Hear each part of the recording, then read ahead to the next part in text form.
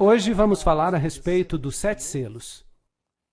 E depois vamos abordar um outro tema sobre as trombetas. Estes são assuntos importantes e pouco a pouco vamos avançar até chegar a um assunto ainda mais importante. Vamos então falar sobre alguns assuntos que têm que ver com o nosso tempo e, de modo especial, só posso dizer as coisas assim como são. E eu oro enquanto eu explico essas coisas porque há coisas estranhas, difíceis de compreender, e quem sabe que as pessoas não queiram compreender. Eu oro para que as pessoas não usem isso como desculpa para não assistir mais. Que continuem a assistir até que todo o quadro fique claro. É como um grande mosaico. E tudo o que podemos fazer em uma conferência é colocar um pequeno bloco de informação na tela. Parece um trabalho de retalhos. Primeiramente, não entendemos todos os assuntos. Mas se conseguirmos ordenar as informações até que o quadro fique mais claro, então a importância do livro de Apocalipse será perceptível, apreciada. Por isso, tenham paciência com vocês e comigo. Se há assuntos que pareçam estranhos ou, quem sabe, fora do equilíbrio ou do alcance, é porque não tem toda a informação disponível.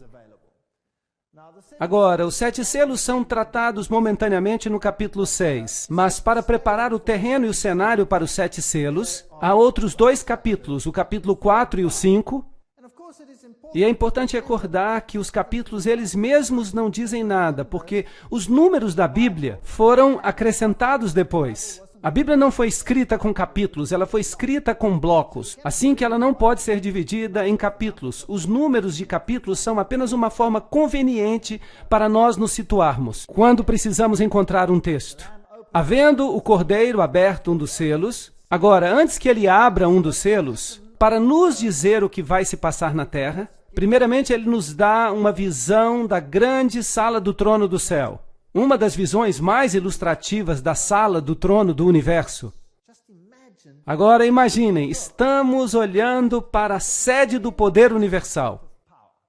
Apocalipse 4:1 diz: Depois dessas coisas olhei, e eis que havia uma porta aberta no céu, e a primeira voz, como de trombeta, que ouvira falar comigo, disse: Sobe para aqui e te mostrarei as coisas que depois destas devem acontecer. Assim que temos aqui uma visão profética. E logo fui arrebatado no Espírito, e eis que um trono estava posto no céu, e havia alguém assentado sobre o trono. Mas segundo a dureza do teu coração impenitente, entesouras para ti mesmo ira, e na manifestação do juízo de Deus, no dia em que Deus há de julgar os segredos dos homens por Jesus Cristo, Romanos 2, 5 e 16. E o que esse texto tem que ver com o grande trono? Bem, a sala do grande trono é a sede do rei do universo. E esse rei do universo é também o juiz do universo. Então, antes que Deus nos permita olhar para o que vai acontecer nesta terra, e olhar para as apostasias que virão, e para as coisas terríveis que os homens vão fazer, Ele nos dá uma visão da sua majestade e do seu poder. E nos dá a visão de que, apesar de que pareça que o outro lado vai ganhar, é Deus quem está no controle. E, finalmente, Ele será o juiz. E chegará o tempo do juízo. Então haverá um juízo, uma investigação e um pronunciamento da sentença. E então haverá um juízo executivo. E quando vier esse juízo executivo, será melhor que estejamos do lado certo. Porque todos devemos comparecer diante do tribunal de Cristo, para que cada um receba segundo o que tiver feito, por meio do corpo. 2 Coríntios 5:10. Não se enganem, Jesus está no comando. Está tudo sob o controle de Deus. Atos 17:31. Portanto, tem determinado um dia em que com justiça há de julgar o mundo, por meio do homem que destinou, e disso deu certeza a todos, ressuscitando-o dentre os mortos. Não se engane, Não tenha dúvidas. Jesus um dia vai pôr fim ao pecado.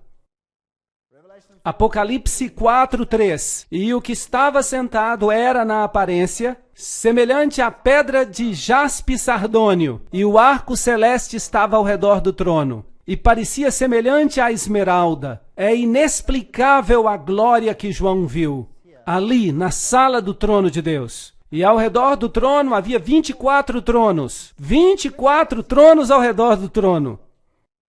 E via assentados sobre os tronos 24 anciãos, com vestes brancas, e tinham sobre suas cabeças coroas de ouro.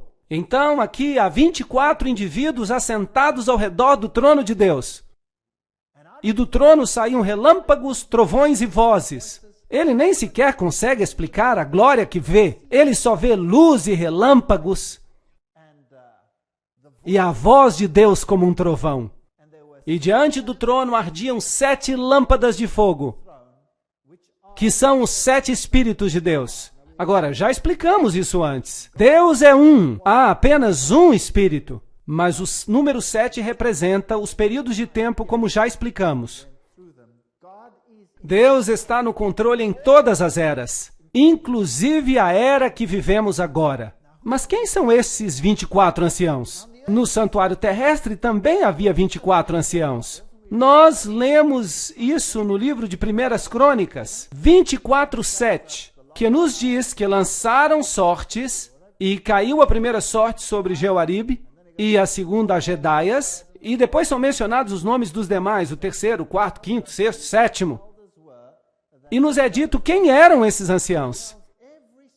E a lista dos anciãos escolhidos segue até o versículo 19. 24 anciãos. O ofício desses em seu ministério era entrar na casa do Senhor, segundo lhes fora ordenado por Arão seu pai, como o Senhor Deus de Israel lhe tinha mandado. Porque no santuário terrestre havia 24 anciãos que oficiavam com o sumo sacerdote, que era Arão. Agora, se o terrestre era um tipo do celestial, então também no celestial há 24 anciãos oficiando com o sumo sacerdote, que é Jesus. Sim, no santuário celestial. Seria interessante saber quem são, mas não nos é dito quem são. Então só podemos especular algo. Apocalipse 4:6. Havia diante do trono como que um mar de vidro, e sob essa luz magnificente em que se pode caminhar, semelhante a cristal, e no meio do trono e ao redor do trono havia 4 animais cheios de olhos, por diante e por detrás. Agora, quem são eles? O primeiro animal era semelhante a um leão, e o segundo animal semelhante a um bezerro.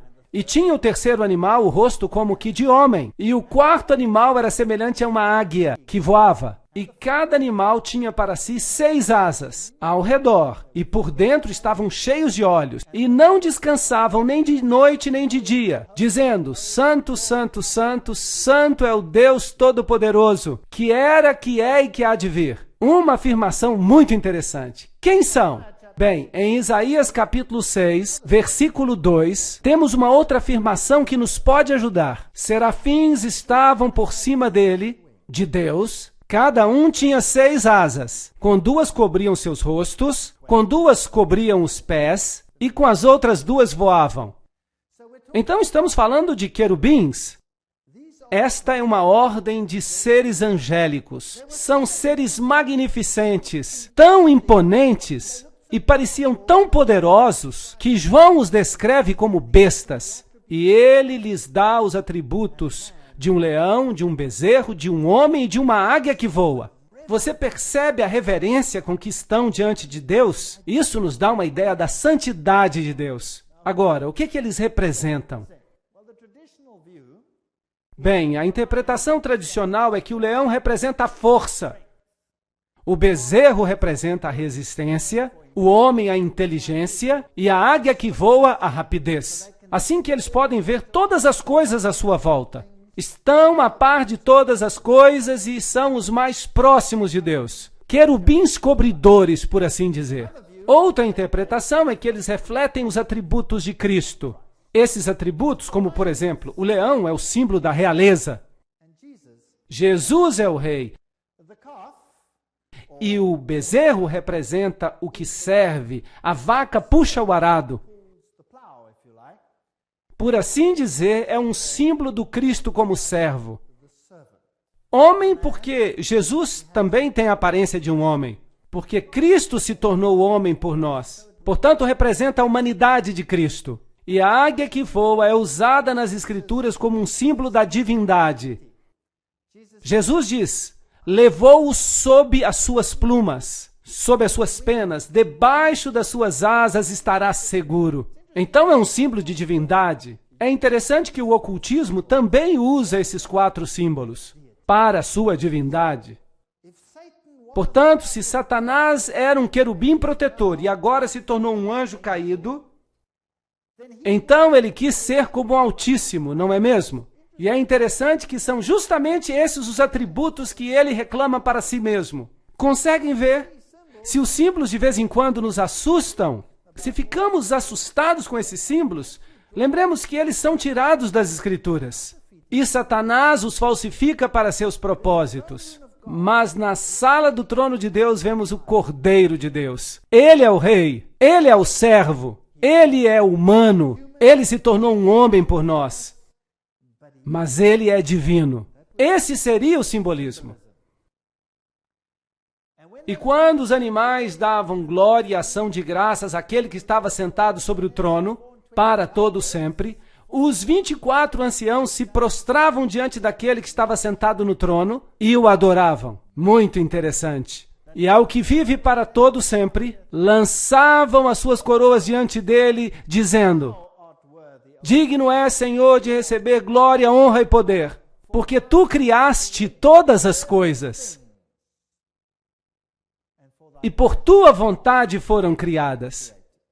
Agora, a Bíblia é muito clara ao nos dizer quem é o Criador.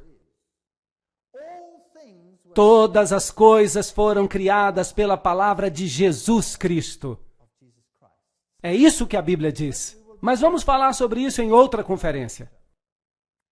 E vi na destra do que estava sentado sobre o trono um livro escrito por dentro e por fora, selado com 7 selos. Apocalipse 5:1. E vi um anjo forte bradando com grande voz: quem é digno de abrir o livro e desatar os seus selos? E ninguém no céu, porque há algumas pessoas no céu, seres humanos, nem na terra, nem debaixo da terra, assim que nenhuma pessoa morta pode abrir, mesmo que tenham sido pessoas boas, como Abraão, o rei Davi ou Adão. Ninguém está à altura de abrir o livro, nem sequer de olhar para dentro dele. Então, quem eram essas pessoas que ele viu no céu? Sim, os querubins podemos entender, eram anjos. Quanto aos 24 anciãos, a Bíblia diz que quando Jesus ressuscitou dos mortos, as tumbas foram abertas, não é certo? E as primícias se levantaram dos mortos. E a Bíblia diz que quando ele entrou no céu, quando ele ascendeu aos céus, ele levou cativo o cativeiro. Não é certo? Portanto, as pessoas que foram redimidas ao longo dos séculos ressurgiram dos mortos naquele momento e foram com Jesus para o céu. A Bíblia nos diz que há alguns indivíduos no céu. O Enoque, por exemplo, ele foi trasladado sem ver a morte. Foi levado para o céu. Não é assim? Elias, como representante daqueles que seriam trasladados depois do dilúvio, também foi levado em um redemoinho, com uma carruagem até o céu. Não é verdade? Então Elias também está lá. E a seguir há um verso muito interessante no livro de Judas, no qual o arcanjo Miguel discute com Satanás acerca do corpo de Moisés. Assim que Moisés também teve uma ressurreição especial e foi levado ao céu. E é por isso que Elias e Moisés puderam aparecer no Monte da Transfiguração e apoiar a Cristo no momento da sua agonia, antes que passasse pelos momentos finais da sua vida. Então há várias pessoas no céu. E entre eles, obviamente, há 24 que servem no santuário celestial como os 24 anciãos. Quem exatamente são? Não sabemos. Podemos especular se Moisés vai ser um deles, ou Elias, ou Enoque, mas não temos outros nomes. Vamos vê-los um dia e então vamos saber quem eram. Mas é uma história interessante. Assim que o terrestre é uma cópia do celestial. Mas nenhum homem era digno de abrir os selos. Se um homem era suficientemente digno aos olhos de Deus para ter sido levado ao céu, isso não faria diferença, porque nenhum homem no céu, ou na terra, ou debaixo da terra, nenhum homem que já tenha vivido era digno de abrir os selos. Mas felizmente há uma solução.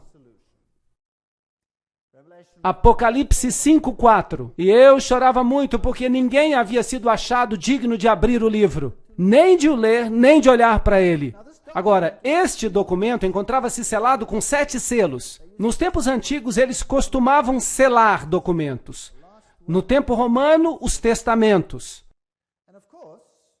E é claro que se ele não fosse aberto, então não haveria herança. Então, se nenhum desses selos for aberto, não vai haver herança. E nós estaremos perdidos para sempre. E é por isso que João chora. Mas se eles pudessem ser abertos, se o testamento pudesse ser lido e se houvesse uma execução do testamento, então poderíamos ser redimidos. E há somente um que deixou um testamento e vive para poder recebê-lo. Porque, geralmente, quando uma pessoa morre e deixa um testamento, ele passa a depender de outra pessoa para que o abra, não é verdade? Para executá-lo. E se o único que pode herdá-lo está morto, bem, então temos um problema, porque quem vai recebê-lo está morto, não pode recebê-lo mais, a não ser que ele seja Deus e com certeza tenha sido ressuscitado pelo próprio poder. Uau! Então encontraremos isso. E me disse um dos anciãos, não chore, aqui está o leão da tribo de Judá, a raiz de Davi que venceu para abrir o livro e desatar os seus 7 selos. Assim que nem tudo está perdido. O Deus homem está ali. E olhei, e eis que estava no meio do trono. Então, o que se supõe que seja? Se ele está no meio do trono, bem, então ele está assentado no assento da divindade. E dos 4 animais viventes, e entre os anciãos um cordeiro, como havendo sido morto.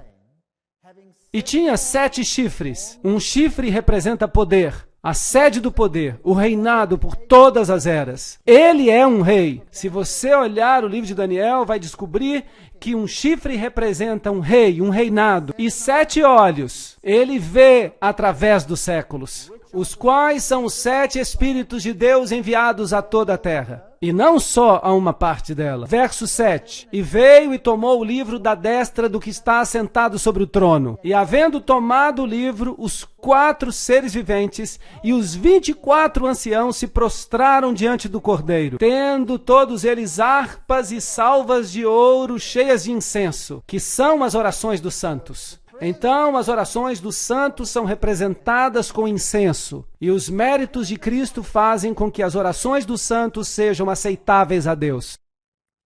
Uma imagem maravilhosa que temos aqui. E música celestial enche o lugar do trono enquanto adoram o Cordeiro. E cantavam um cântico novo, dizendo: digno és de tomar o livro e lhe abrir os selos, porque foste, aqui está a resposta, morto, e com o teu sangue os compraste para Deus. Assim que os 24 anciãos que estão dizendo isso, eram humanos ou eram anjos? Devem ser humanos. Por quê? Porque foram redimidos, não está certo?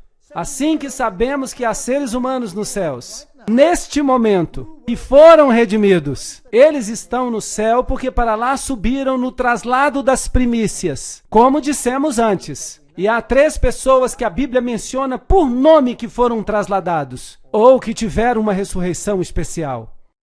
Por isso nos redimiste, porque foste morto e com o teu sangue nos compraste para Deus, homens de toda tribo, língua, nação e povo. Isso desfaz todo tipo de exclusividade. Há alguns que creem que a salvação hoje é por nascimento. Já encontraram alguma pessoa que pensa assim? Pessoas que acreditam na salvação por nascimento dizem: eu pertenço à raça certa, ou eu pertenço ao grupo étnico correto, por isso vou ser salvo. Os judeus tinham essa teologia. E há muitos grupos hoje em dia que creem que serão salvos como consequência do seu estado especial. Há muitas crenças esquisitas, salvação por nome, salvação por chapéus, mas eu não vou falar sobre esses detalhes agora. Há gente que acredita que se tiver a roupa certa, então você será redimido. E se representam a si mesmos assim diante do mundo. Você não é salvo nem pelo seu nascimento, nem pelas suas roupas, nem pela forma com que você se adapta a esta ou aquela posição. Você é salvo por meio da sua relação com Jesus Cristo. É assim que você é salvo. Portanto, Ele é o que nos redime pelo seu sangue, de toda língua, tribo, povo e nação, a menos que nos gloriemos que o nosso grupo é melhor do que outro. E para o nosso Deus os fizeste reis e sacerdotes, e eles reinarão sobre a terra. Que texto fascinante! Nós reinaremos sobre a terra. E olhei e ouvi a voz de muitos anjos ao redor do trono, e dos animais e dos anciãos, e o seu número eram milhões de milhões. Então estamos falando de milhões, de milhares, que olhavam para o Cordeiro e diziam: digno é o Cordeiro que foi morto, de receber riquezas e sabedoria, força, honra, glória e ação de graças. Então temos essa visão inacreditável da cena do céu, que nos mostra que vai haver uma vitória final. E será de quem? De Jesus Cristo. Assim que não temos nada a temer. É Deus quem nos dá essa visão. E depois Ele muda sua ênfase para nos dizer o que vai acontecer na terra. E os dois estão em contraste, num contraste tão grande um com o outro, que até faz medo. E alguém talvez possa crer que o cristianismo vai ser derrotado nessa batalha. Sabiam que, aparentemente, a maior vitória de Satanás foi a sua maior derrota?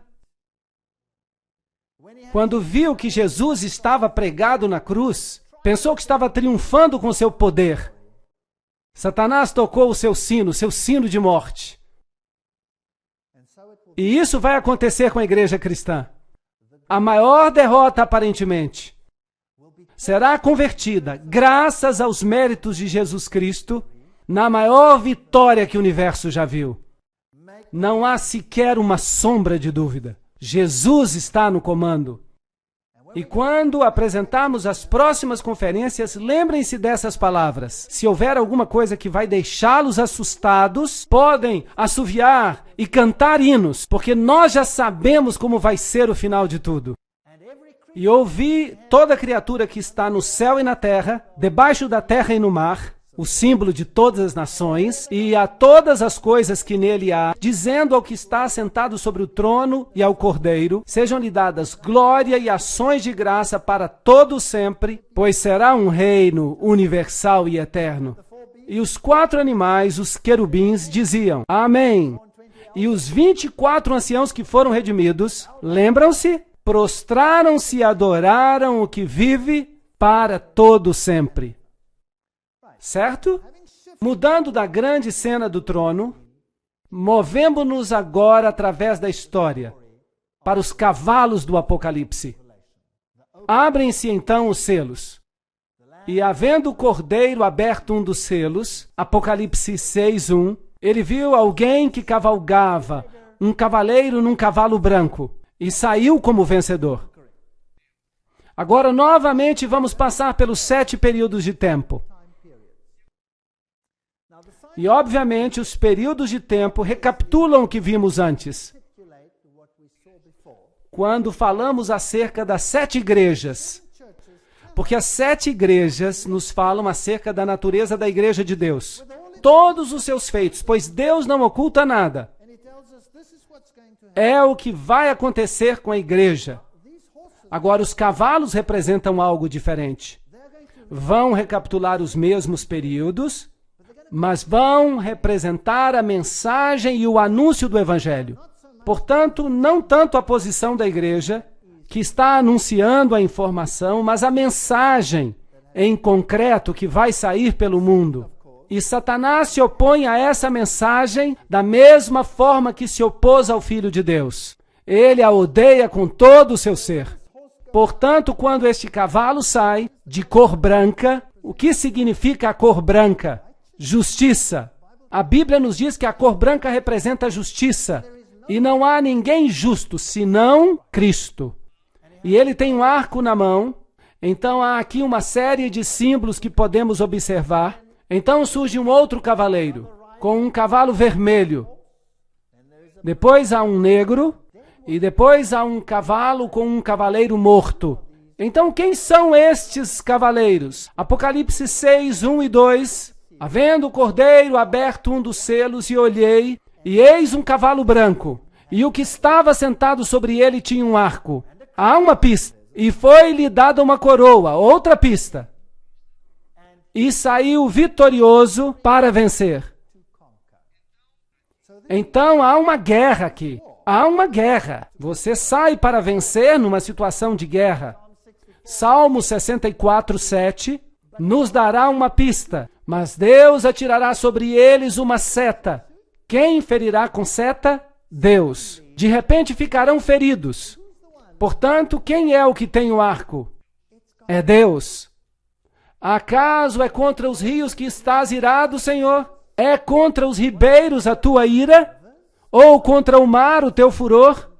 Visto que andas montado sobre os teus cavalos, os teus carros são salvação. Descoberto se movimentou o teu arco. Os juramentos feitos às tribos foram uma palavra segura. Tu fendeste a terra com rios. Abacuque 3, 8 a 9. Aqui temos uma boa pista agora. Será que Deus está preocupado em conquistar o planeta em termos de pensamentos terrestres? Não. Esta é uma mensagem, é a palavra de Deus. E a seta é o que está sendo disparado com o Evangelho no coração. E a primeira mensagem que saiu quando Jesus começou a sua igreja era a mensagem da salvação por meio de Jesus Cristo.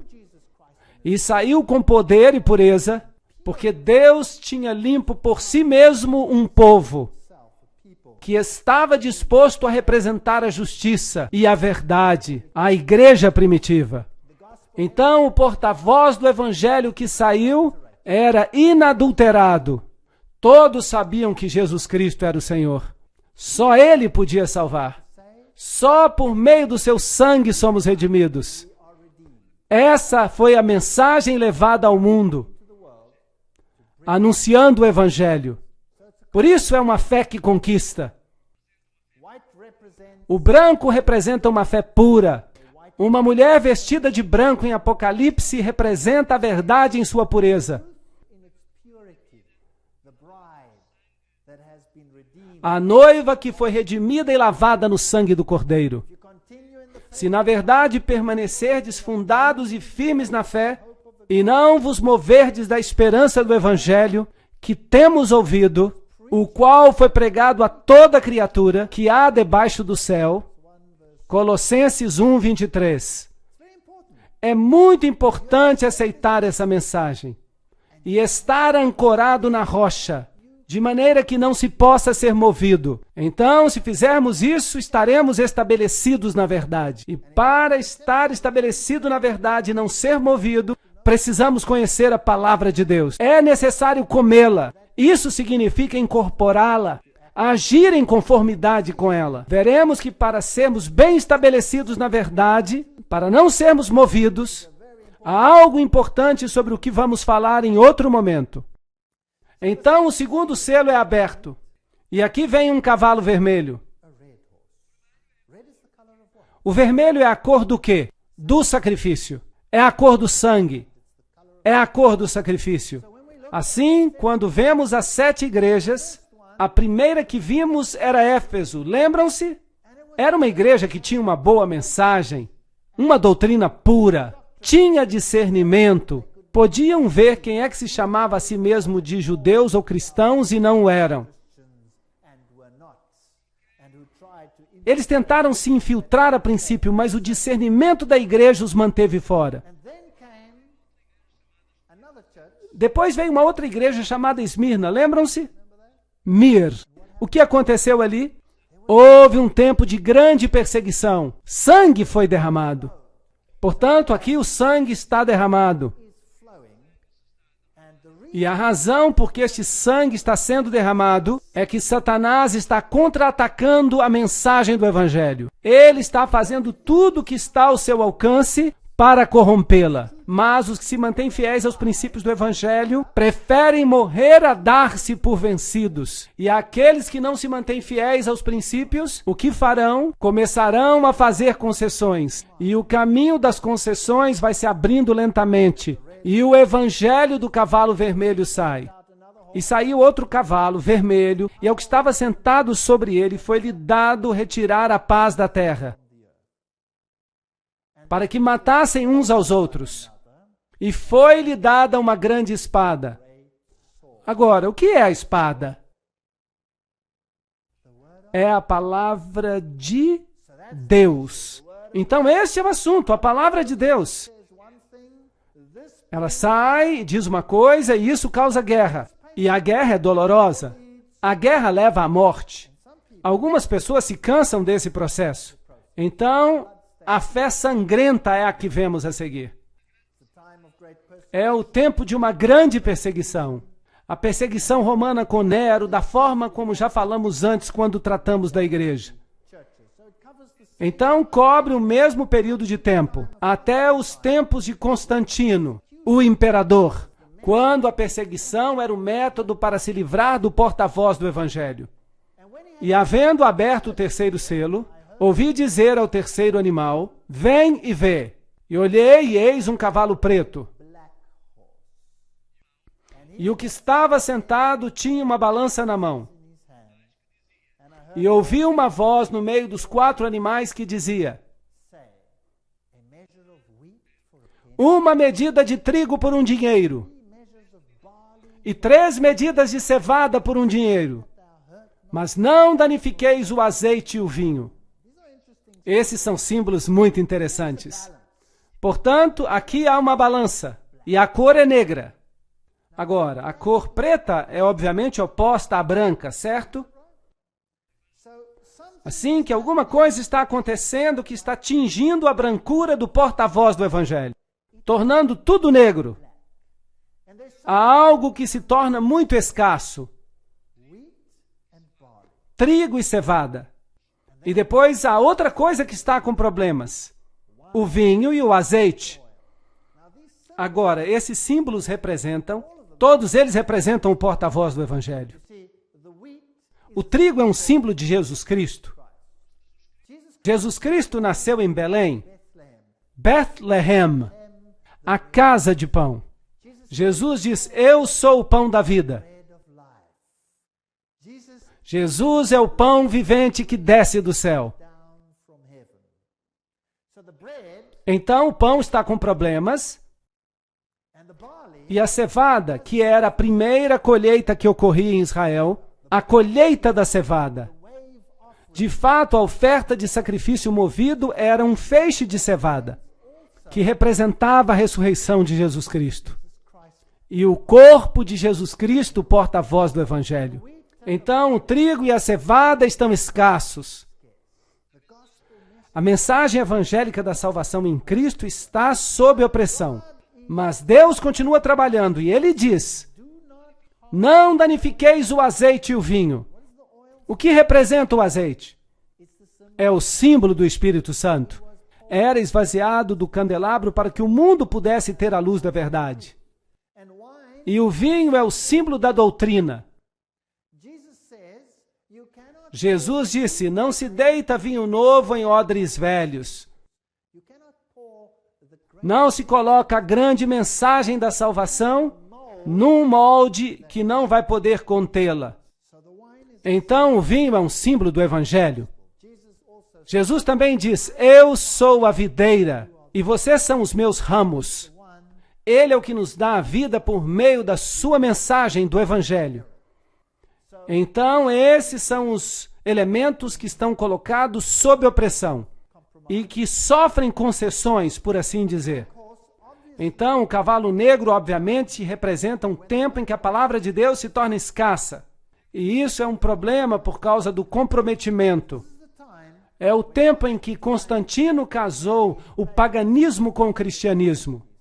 Portanto, é uma fé negociada, se vamos continuar pelo mesmo período de tempo.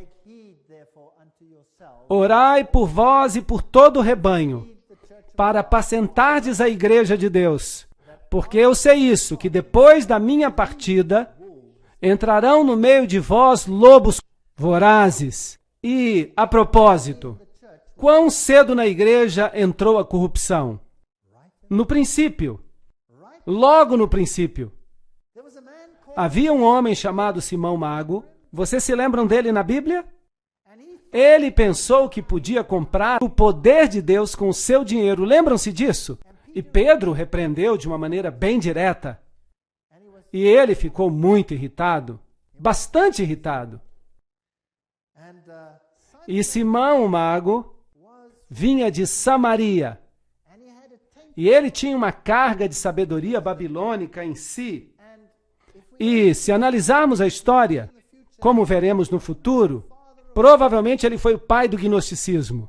E o gnosticismo, em outras palavras, é uma filosofia que torna Jesus Cristo menos do que ele é, para que nós possamos nos tornar mais do que somos.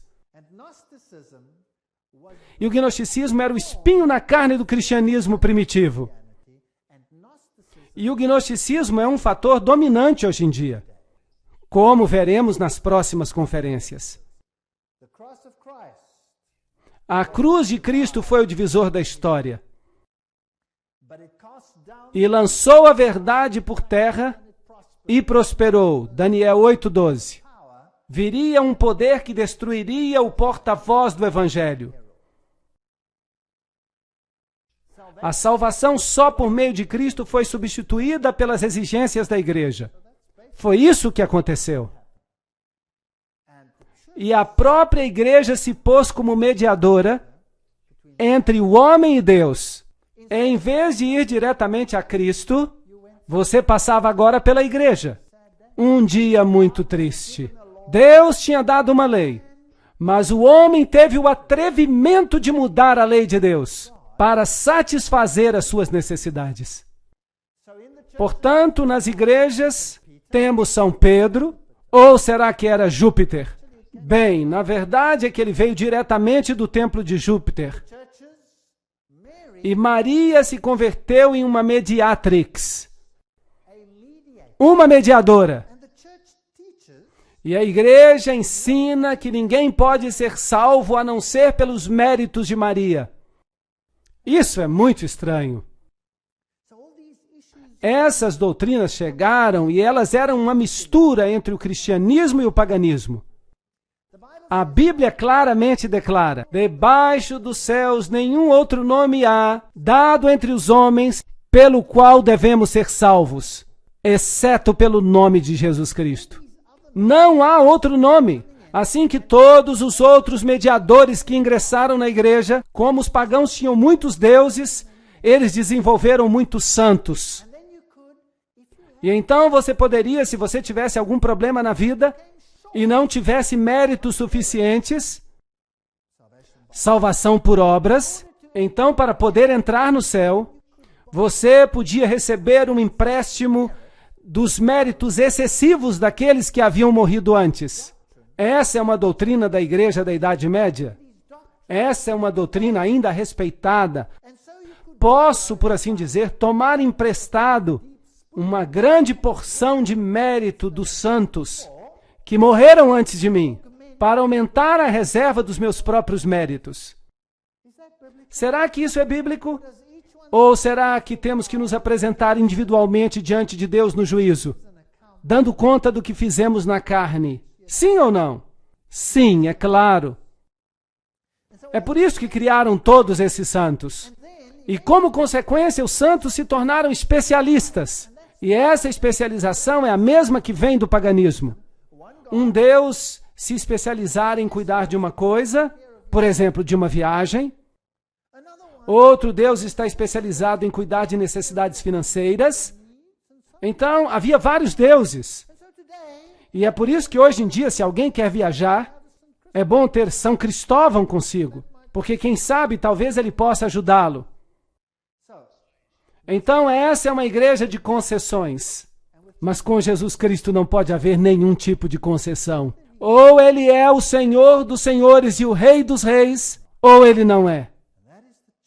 E essa é uma decisão que temos que tomar.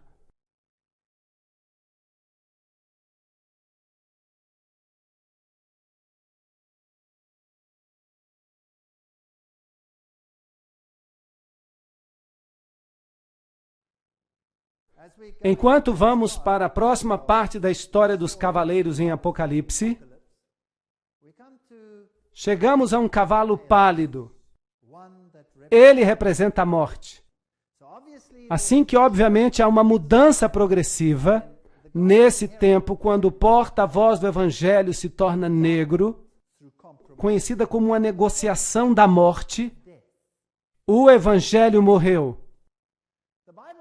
A Bíblia diz claramente: não farás para ti imagem de escultura, nem nenhuma semelhança do que há em cima nos céus, ou embaixo na terra, ou nas águas que há na terra. Não te encurvarás a elas, nem as servirás. Êxodo 20, 4 e 5. Um texto problemático dos 10 mandamentos. E que tal então removê-lo e atirá-lo ao lixo? Bem, se você prestar atenção no catecismo atual, você verá que esse mandamento foi removido para abrir caminho para as práticas religiosas que se haviam introduzido na igreja. Constantino é o primeiro que mais destacadamente começou a emitir leis que restringiam a consciência do homem. Assim que, em vez de escutar e aceitar a palavra de Deus e tomar decisões baseadas na palavra de Deus, o homem começa a criar leis que falam sobre esse assunto. E Constantino foi o primeiro a fazer uma lei sobre o dia de descanso. Por exemplo, durante esse século de negociação, o dia do sol do paganismo substituiu o sábado bíblico. Um desenvolvimento muito interessante aconteceu aqui. A igreja primitiva guardava o sábado, mas havia duas regiões na igreja primitiva onde o sábado não era guardado. Uma era em Alexandria, onde havia uma escola muito liberal que mais tarde deu lugar ao gnosticismo e às suas bases, e a outra era em Roma. E nessas duas áreas estava o bastão da adoração do sol. É interessante que quando Alexandria foi destruída, a transferência de poder foi feita para Roma e finalmente se espalhou para o mundo inteiro. E então, durante esse período de negociação, o dia do sol substituiu o sábado da Bíblia. Somos informados por Eusébio, a propósito, era o bispo que estava ativo no período de Constantino, que Constantino, para recomendar a nova religião aos pagãos, ele integrou ao cristianismo os enfeites exteriores que passaram a ser incorporados nas práticas cristãs. Desenvolvimento da doutrina cristã, página 362. Começaram a fazer concessões sobre esses assuntos. Arturo Pestana diz que as moedas de Constantino levavam sobre um lado as letras do nome de Cristo e do outro lado a figura do Deus Sol. Como se Constantino não se atrevesse a renunciar o patrocínio do brilhante luminário. Nome interessante, luminário. Hoje também existem pessoas que se consideram a si mesmas luminários, os iluminados. E existe também uma organização que se chama Illuminati. Nós vamos tratar desse assunto depois, quando avançarmos. Assim que há aqui uma negociação, uma concessão que ocorre.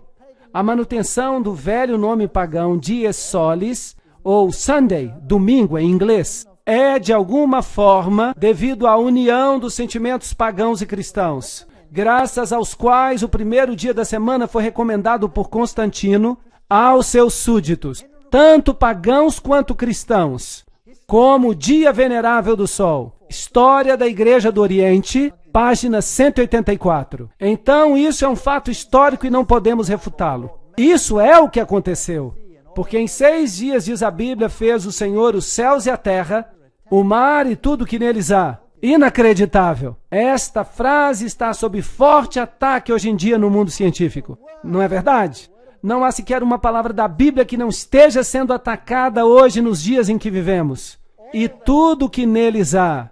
E no 7º dia descansou. Portanto, abençoou o Senhor o dia de sábado e o santificou. Êxodo 20:11. Portanto, há aqui indícios de uma negociação, uma forma de mudar a identidade do cristianismo primitivo. Mas o que aconteceu com os cristãos fiéis que queriam fazer exatamente aquilo que as Escrituras diziam? O que aconteceu com eles? Foram eliminados da face da terra. Foram destruídos à espada. E a história de como tudo aconteceu é a mais diabólica e terrível que possam imaginar no mundo. Inacreditável. Onde reinou a igreja primitiva? Onde começou o cristianismo? Começou em Roma, sim ou não? Não. Começou em Jerusalém. Foi ali onde tudo começou. É ali que o cristianismo tem a sua sede. Dali se espalhou para o Oriente Médio. Onde é que Paulo fez a maioria das suas pregações? Ele foi a Roma para morrer. Mas onde é que ele estabeleceu a maior parte das igrejas? Na Ásia Menor. Foi ali que ele pregou. E foi dali que a igreja cresceu. A igreja cresceu por toda esta região. Esta região que inclui o Iraque, o Irã, Paquistão, até chegar à Índia. É isso que a Bíblia diz. E no Egito, até o norte da África, foi ali o berço do cristianismo. E hoje o cristianismo foi eliminado do seu lugar de origem e foi substituído por uma religião inteiramente diferente que nega a Cristo e a sua divindade. É um pensamento interessante. Vamos voltar a isso mais tarde. E abençoou Deus o 7º dia e o santificou, porque nele descansou de toda a sua obra que criara. A Enciclopédia Católica nos diz: a igreja, depois que mudou o dia de descanso do sábado judeu, ou o 7º dia da semana, para o 1º, fez com que o 3º mandamento se referisse ao domingo, como dia de guarda, santo, o dia do Senhor. Enciclopédia Católica, volume 4, página 153. Bem, por que o 3º mandamento? Por que não o 4º, como estava na Bíblia? Porque eles haviam removido o 2º mandamento que dizia: não farás para ti ídolos. Agora, fazer isso não é manipular a palavra de Deus? Não é reescrever a Escritura? Com certeza. Assim como não apenas tiraram de Deus a sua autoridade, porque ele diz: lembra-te do 7º dia, porque eu sou o teu Criador. Eu te fiz. Tiraram essa autoridade e disseram: não, eu é que vou decidir quando é que vais fazer. Eu sou a nova autoridade na tua vida. Portanto, isso não é uma questão de dias, é uma questão de autoridade. Quem tem autoridade? O que faz a lei é que tem autoridade. O que muda a lei é quem tem mais autoridade do que aquele que veio antes. Estou certo ou errado? Então há aqui um poder que diz que tem mais autoridade do que Deus. É uma questão de autoridade. Não se metam com Deus. Os sacerdotes violentam a minha lei e profanam as minhas coisas santas, não fazem diferença entre o santo e o profano, nem discernem o impuro do puro, e dos meus sábados escondem os seus olhos, e assim sou profanado no meio deles. Ezequiel 22, 26. Esta é uma declaração muito interessante. Então eles profanam o sábado, não fazem diferença entre o limpo e o imundo. Espere aí. Por acaso ensinam hoje que não há diferença, que não há nenhuma diferença? Será que isso é correto? Olhem, se vocês observarem a Nova Versão Internacional, ela diz que Jesus declarou que todas as coisas agora são limpas. Então, a Nova Versão Internacional diz, mas a antiga versão inglesa, a King James, não diz isso. Vamos analisar esse assunto mais tarde, porque é complicado fazê-lo agora. Assim, o cavalo negro representa esse tempo de negociação, de concessão. As coisas estão mudando, e quando chegamos a 538 depois de Cristo, há um decreto que um certo poder, isto é, o bispo de Roma, tem poder para se tornar o corretor dos hereges. Isso significa que ele se tornou a autoridade sobre a consciência do homem. Interessante, não? Não era Deus, o homem assumiu a sua posição. E uma vez que o homem usurpa a autoridade de Deus, então o evangelho está morto. Porque a minha Bíblia diz que não há outro nome pelo qual você possa ser salvo. E a minha Bíblia diz que não há outro nome, que não há outro mediador, exceto Jesus Cristo, o homem. E a minha Bíblia também diz que se alguém pecar, temos um advogado. E esse advogado é Jesus Cristo. Mas agora, nós temos aqui um outro advogado. Temos que ir a uma outra parte para encontrar perdão. E há alguém aqui que diz o que é certo e o que é errado. E isso vai contra a palavra de Deus. Isto é problemático.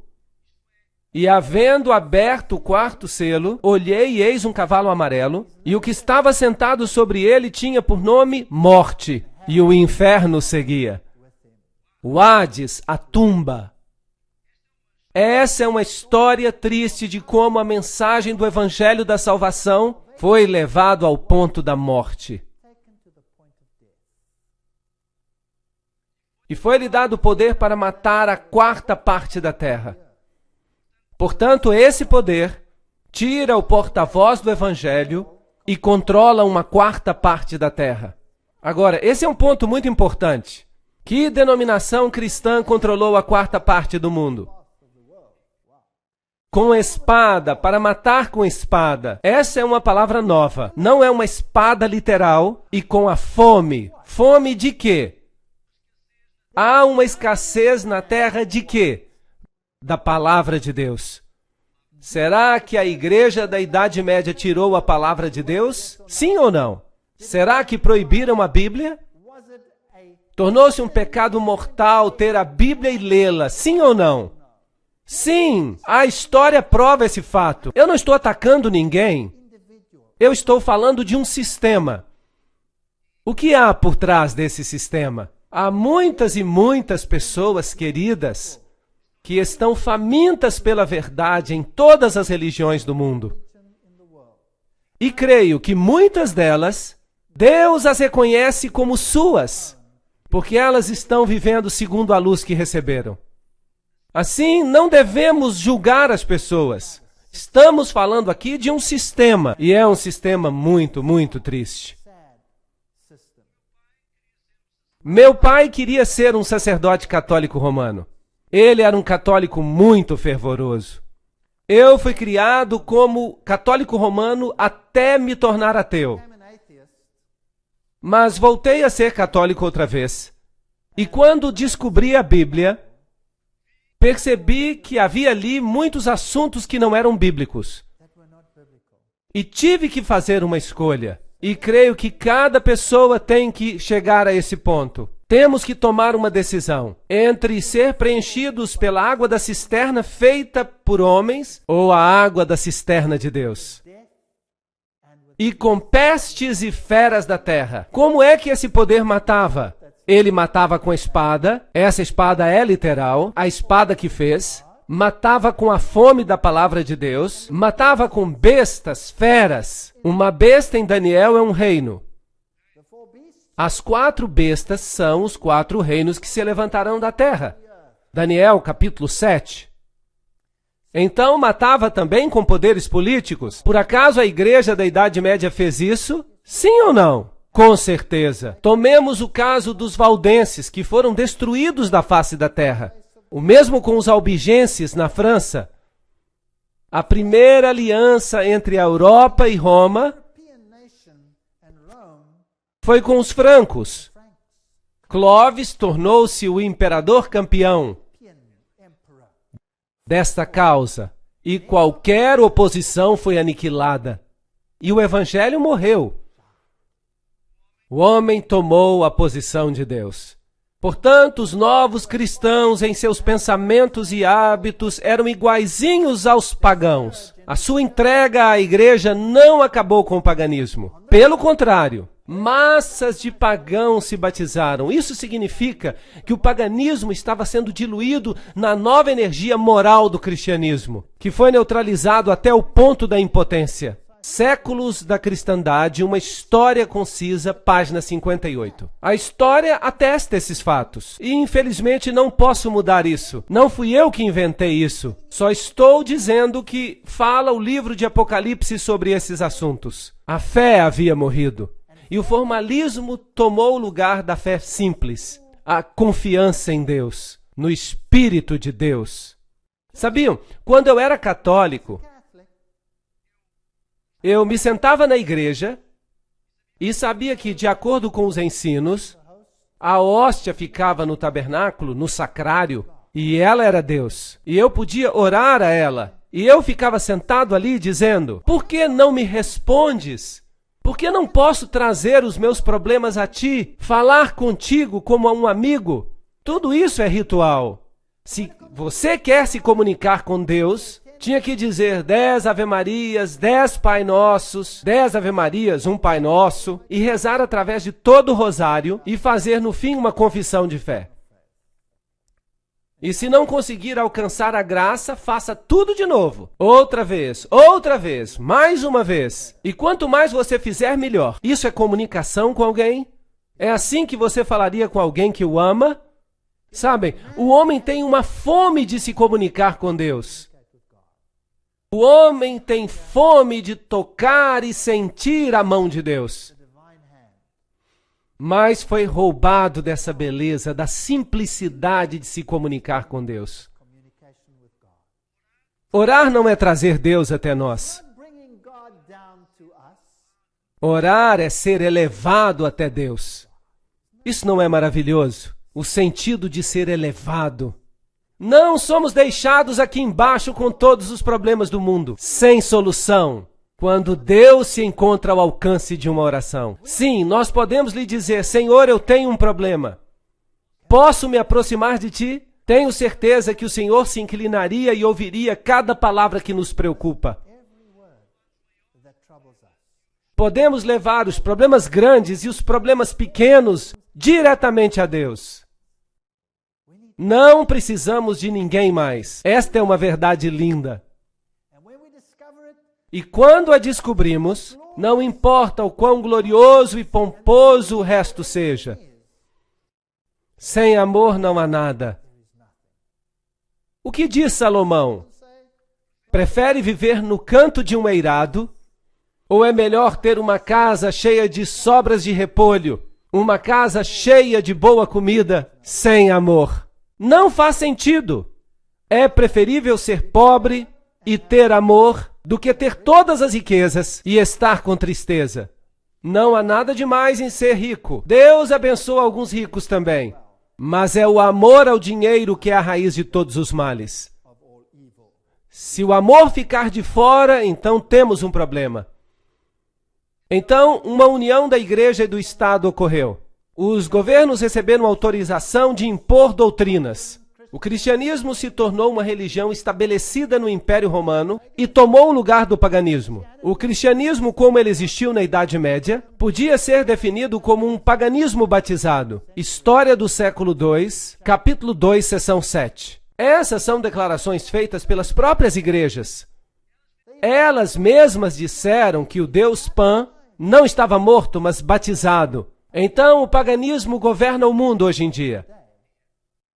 E há uma elevação do sacerdote humano. É a coisa mais diabólica que já aconteceu na história da raça humana. Sabiam disso? Alguns homens foram escolhidos para controlar a consciência dos outros. Temos o mesmo problema ainda hoje. Alguns creem que porque estudaram teologia, têm o direito de controlar a consciência. Alô? Cada um de nós é responsável por si mesmo diante de Deus. A Bíblia não ensina nada disso, a não ser que se mude a Bíblia. Estamos sempre falando desse assunto da Bíblia mudada. Não nas antigas traduções. O texto está bem nas antigas traduções. Mas se você lê sem ser a Bíblia alemã de Lutero, ou a Armênia, qualquer parte da Bíblia, se você lê uma Bíblia antiga, russa, sérvia, você vai descobrir que ela está certa.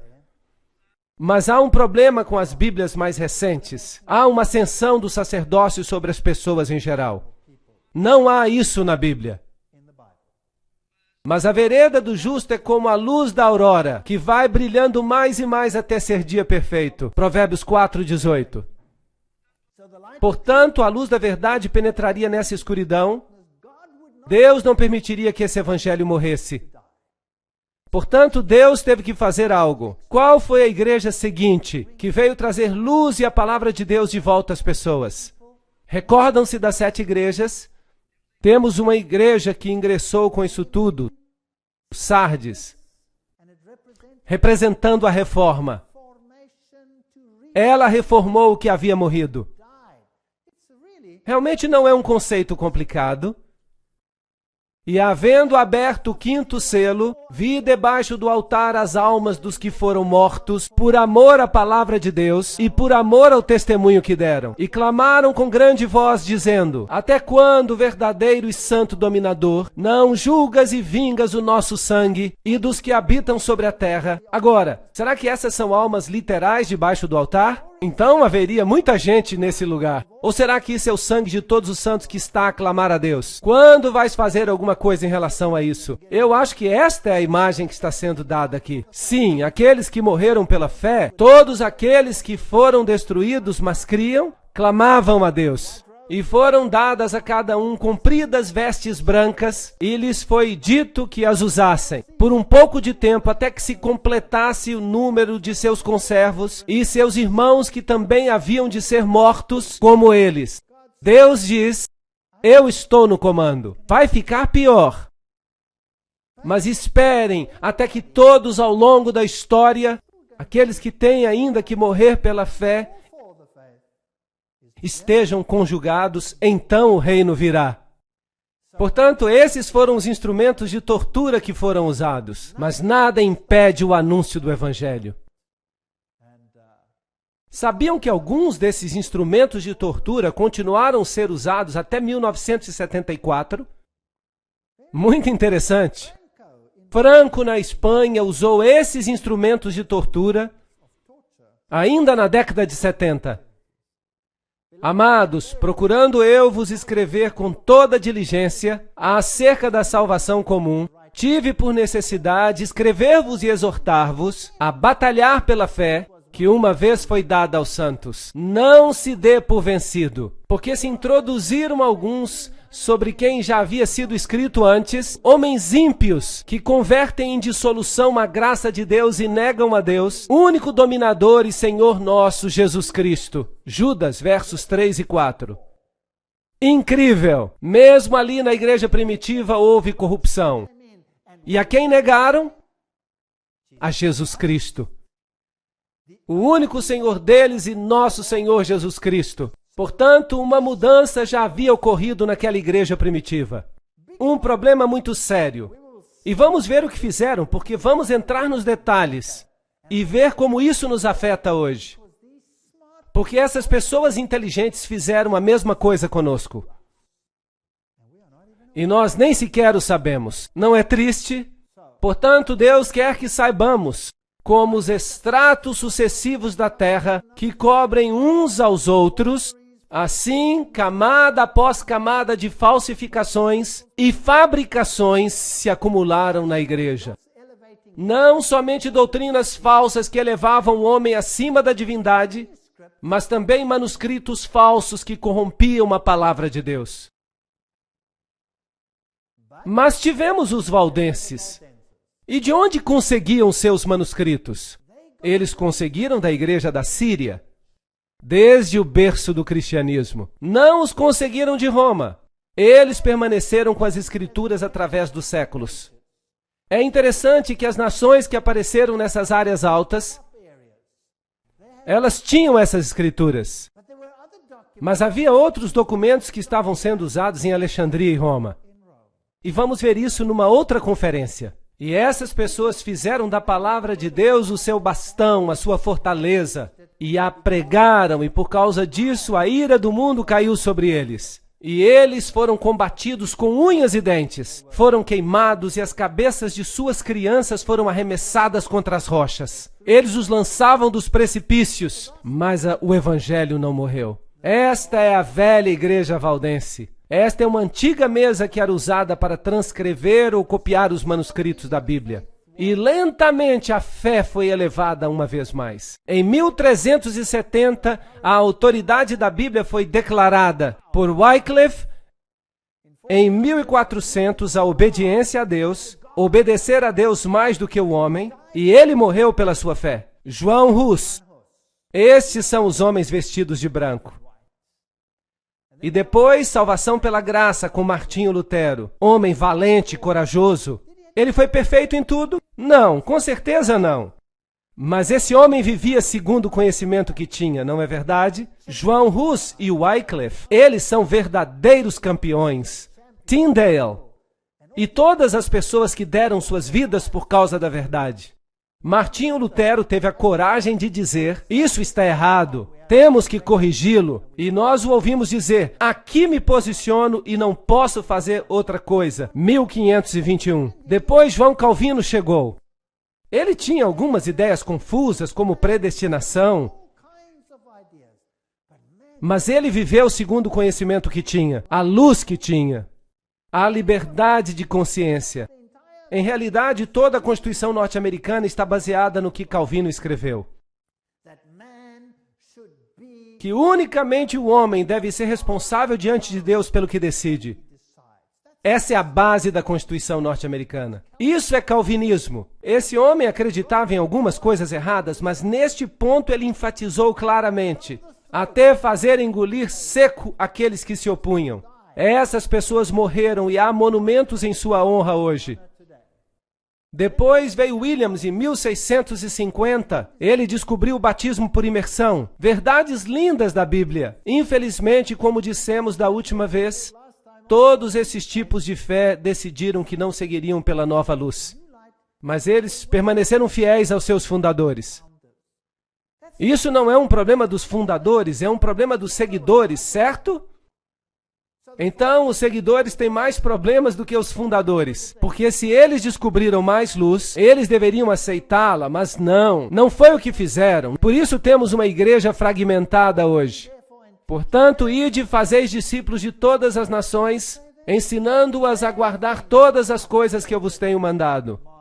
E eis que estou convosco todos os dias até a consumação dos séculos. Mateus 28, 19 e 20. Estes são os assuntos que são importantes. Todas as coisas. Não, eu não vou dizer, eu só vou aceitar o que o fundador da minha igreja descobriu. Todas as coisas ou nada. Assim que se estamos à procura de uma igreja, o que devemos fazer? Não seria melhor procurar uma igreja que aceite toda a verdade? Que tem toda a fé? Sim ou não? Não seria melhor procurar uma igreja que faz tudo de acordo com a Bíblia e sua doutrina? E que sua doutrina esteja de acordo com a Bíblia? Que não olhe para os indivíduos, porque os indivíduos não são de confiança. Nós devemos olhar para a Bíblia e não para o ensino oficial da igreja. E se dizem somente aquilo que está na Bíblia, então sigam. Não deveria ser muito difícil. Não deveria ser difícil. Depois veio Wesley, e ele elevou a Jesus Cristo como ninguém antes havia feito no mundo. o senhorio de Jesus Cristo. Se Jesus é o Senhor, o centro, o autor e o consumador da nossa fé. Porque se ele não é, então esqueça. O ensino não é bíblico. Portanto, que grandes descobertas de luz encontramos. E havendo aberto o sexto selo, olhei, e eis que houve um grande terremoto. Interessante. Estamos agora num período de tempo muito interessante. A Reforma tinha feito o seu trabalho. As igrejas que vieram depois de Sardes foram quais? Vocês se lembram? Filadélfia. E aqui havia um acúmulo de verdades. Mas antes desse evento havia de acontecer algo.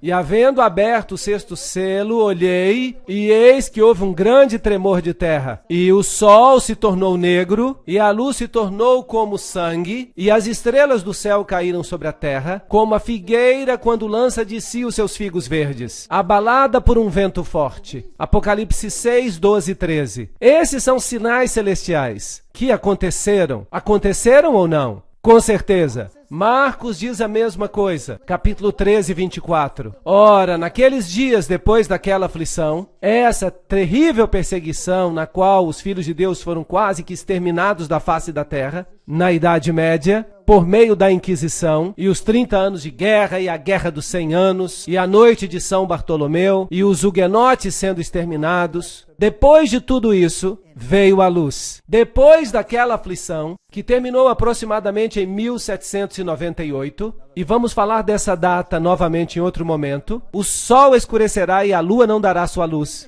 Aqui está a história de Ware, em New Hampshire, porque o cristianismo tinha fugido, a cristandade baseada na Bíblia tinha fugido da Europa e se estabelecido em várias regiões do mundo.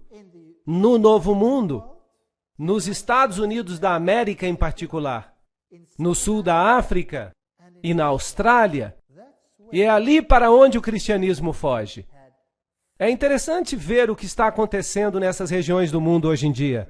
O dia escuro que aconteceu na Nova Inglaterra chegou em 9 de maio de 1780. Por volta das 11 horas começou a escurecer, como se a noite tivesse chegado. Os homens deixaram de trabalhar. O gado mugindo retornou a seus estábulos. As ovelhas baliam e se aglomeravam nas cercas, e os pássaros selvagens voavam para os seus ninhos. A noite se tornou tão escura que uma pessoa não conseguia ver a sua mão, nem sequer uma folha de papel branco. A história de Ware, New Hampshire, 1735 e 1888. O jornal A Crônica Independente, de 1780, diz que durante todo o tempo uma penumbra de melancolia assombrou a face da terra. Não obstante, havia uma lua como lua cheia, e a propósito estava como sangue. Nenhum objeto se divisava claramente. Havia uma escuridão egípcia, impregnável nos olhos. Os grandes e inumeráveis eventos, a legislatura de Connecticut estava em sessão, mas desistiram por causa da escuridão, assim que pararam a reunião. E Herschel, o grande astrônomo, admite que o dia escuro de 19 de maio de 1780 é algo que a astronomia não pode explicar, cientificamente falando. Mas ali estava, no seu tempo. Depois, em 3 de novembro de 1933, houve uma chuva incrível no céu, com 200 mil meteoros por hora. Ficou tão claro que se podia ler. E é interessante que os meteoritos todos vinham de um ponto central. Normalmente vêm de todos os lados, mas nesse caso não aconteceu isso. Parecia que vinham de um ponto central e se distribuíam por todo o céu. Nunca antes alguém havia visto algo assim. E antes desses eventos todos, houve um grande terremoto em Lisboa. Portanto, a sequência está exatamente como na Bíblia. Algo novo tinha que acontecer. E Guilherme Miller foi quem descobriu, em 1782 e 1849. Alguém começou a descobrir algo mais na Bíblia. Ele descobriu algumas das grandes profecias. Até 2.300 dias e o santuário será purificado. E ele calculou os dias e descobriu uma maravilhosa profecia messiânica de Jesus e da purificação do santuário. E ele pensou, uau, significa que Jesus virá outra vez. E ele começou a pregar que Jesus regressaria em 1844. Porque ele pensava que a purificação do santuário queria dizer a purificação da terra. Mas, obviamente, Jesus não veio em 1844. Portanto, em 1840, havia um grupo de crentes que se chamava adventistas. Agora, eles não eram adventistas do sétimo dia. Eram apenas adventistas. Pessoas que acreditavam na breve volta de Jesus. E eles vinham de várias denominações cristãs dessa área. Havia batistas, metodistas, presbiterianos, havia de várias denominações. Mais de 200 ministros de várias igrejas acreditaram nesses estudos e fizeram ressuscitar as profecias. Mas é claro, isso não ocorreu. Pelo menos não ocorreu aquilo que esperavam, a segunda vinda de Cristo. Mas Guilherme Miller se tornou o porta-voz para o restabelecimento da profecia e do papel da profecia na história cristã. Assim que todas essas grandes verdades regressaram ao pensamento cristão. E depois, é claro, uma restauração final aconteceu, abarcando todas as verdades. A lei de Deus, a doutrina sobre a morte e o inferno, e todas essas coisas. Como devemos viver, quais são os parâmetros que Deus requer de nós. Todas essas coisas começaram a ser restauradas, porque certamente Deus não terminaria esse processo sem que a luz resplandecesse sobre o seu povo, para abrir todas as verdades que tinham estado perdidas. A verdade tinha que ser restaurada. E depois Cristo viria. Jesus disse: se me amais, guardareis os meus mandamentos. João 14:15. Aquele que diz que me ama e não guarda os meus mandamentos é o quê? Mentiroso, e a verdade não está nele. Não é por acaso que existem tantos grupos que dizem que os mandamentos foram abolidos. Existem ou não? Sim, que foram cravados na cruz, mas Jesus diz que a lei nunca passará. Os céus e a terra hão de passar, mas nem um jota nem um tio será removido da lei, até que todas as coisas sejam cumpridas. Certamente que o senso comum tem que saber que se as pessoas guardassem a lei de Deus, todos poderíamos nos desfazer de nossas chaves. E todos os jovens, senhoras e mulheres, poderiam caminhar até nas ruas mais escuras deste mundo, sem medo, se todos guardassem a lei de Deus, não é verdade? Portanto, se a lei de Deus vai ser um assunto no final dos tempos, depois que esse sistema teve o descaramento de mudá-la. Incrível! Dizer que são maiores e mais poderosos do que Deus. Mas eles em vão me honram, ensinando doutrinas que são preceitos dos homens. Mateus 15:9. Quando o homem se eleva a si mesmo a uma posição acima de Deus, então saiba que Deus vai agir. E chamar-te-ão reparador de brechas e restaurador de veredas, se desviares o teu pé do sábado, e de fazer a tua vontade no meu dia, e se chamares o sábado deleitoso, e santo dia do Senhor, digno de honra, haveria uma restauração de brechas, dos muros, o muro que deveria nos proteger do mal.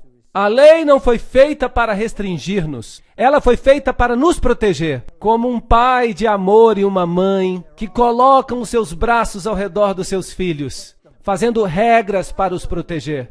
Era para chamarmos o sábado de uma delícia, não uma carga. Os judeus tinham feito do sábado uma carga. Eles colocaram uma série de restrições sobre o sábado. Era um fardo guardá-lo. Quem podia ser feliz se não tinha permissão nem para caminhar, visitar os seus entes queridos? Assim que foi necessária uma restauração do espírito da lei e da fé na palavra de Deus.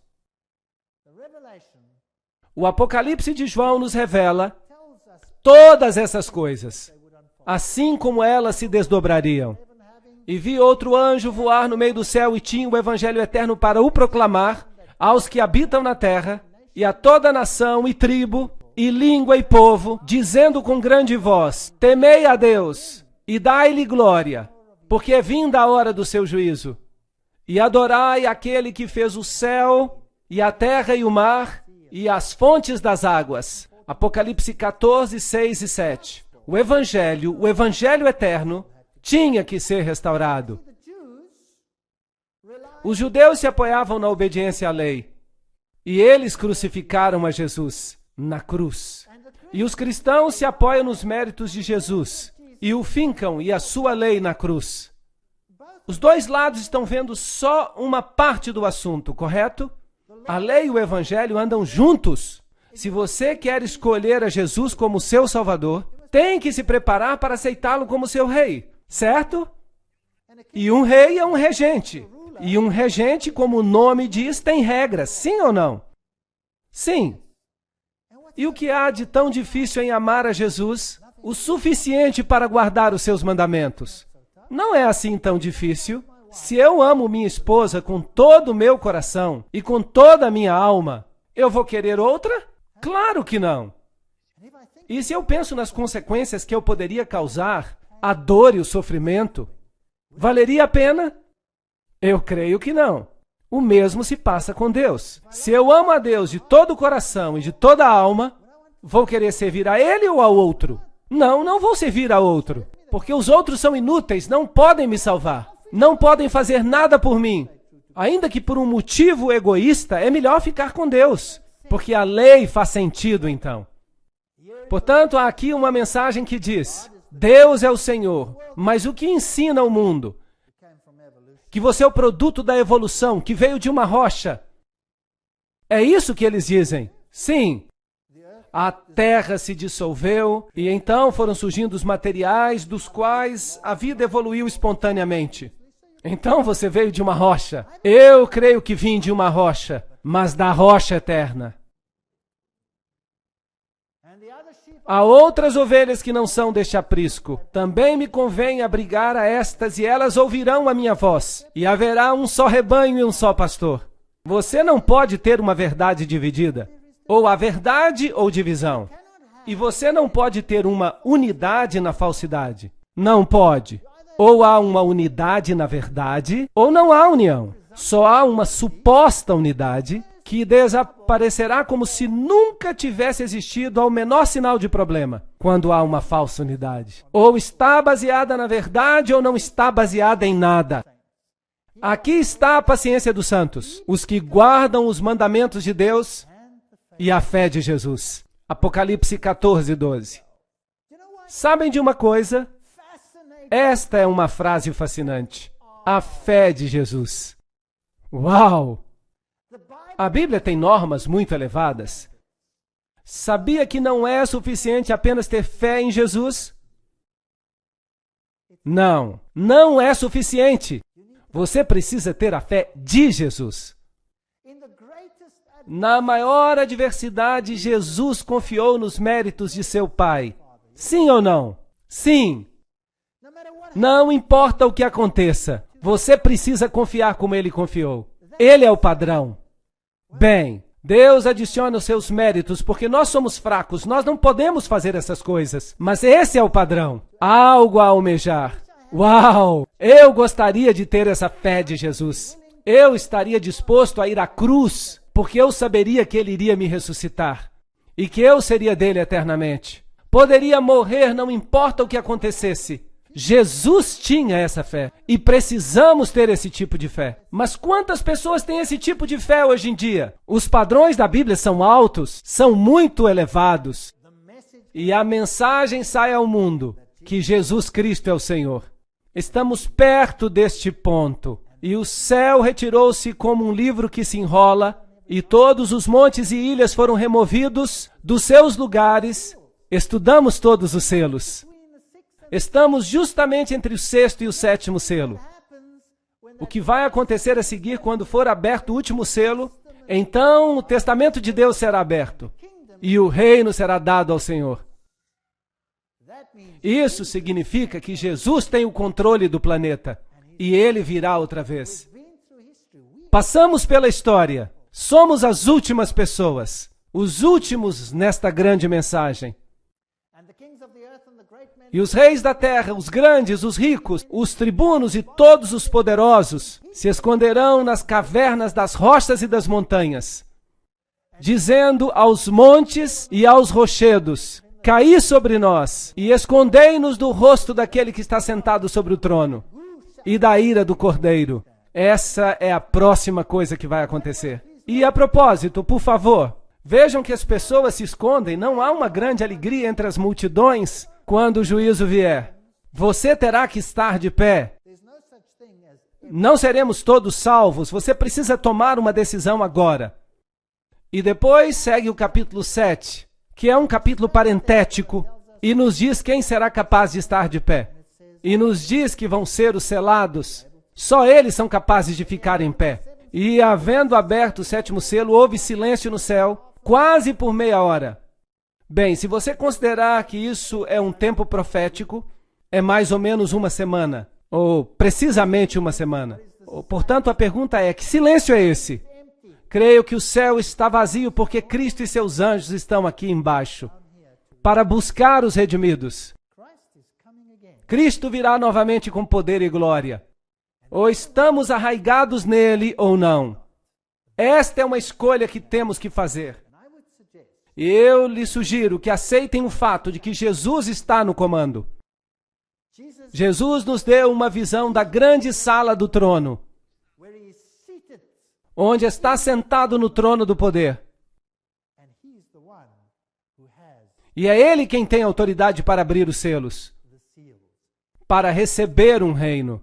E podemos fazer parte dele, mas podemos recusá-lo. A minha oração é que todos aceitemos a salvação, porque Ele é o único nome dado entre os homens pelo qual podemos ser salvos. Amém.